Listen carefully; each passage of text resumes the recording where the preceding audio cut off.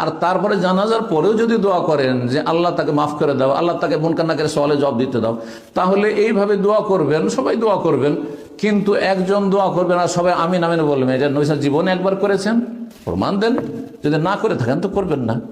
তো যেই জায়গাগুলি, এক কথায় ফর্মুলাটা শিখেন, যেই জায়গাগুলি, যেই ক্ষেত্রগুলি নবী সাল্লাল্লাহু আলাইহি ওয়াসাল্লাম আমলে এসেছে, এইরকম চান্স সুযোগ এসেছে, অথচ সেই আমলটি করেননি, আপনি করতে পারবেন না সুন্নাত মানিবেন। বুঝতে পারছেন? নবী 5 ওয়াক্ত নামাজ পড়েছেন, নবী জানাজা পড়েছেন, নবী সাল্লাল্লাহু আলাইহি ওয়াসাল্লাম দাওয়াত খেয়েছেন, কিন্তু কারো বাড়িতে গিয়ে অথবা এইসব ক্ষেত্রগুলিতে ইফতার করেছেন সাহাবায়ে কেরামদেরকে সাথে নিয়ে, এভাবে সম্মিলিত মোনাজাত করেননি। কিন্তু একা একা দোয়া, যখন যার দোয়ার প্রয়োজন, আপনার প্রয়োজন আপনার মতো, আমার প্রয়োজন আমার মতো।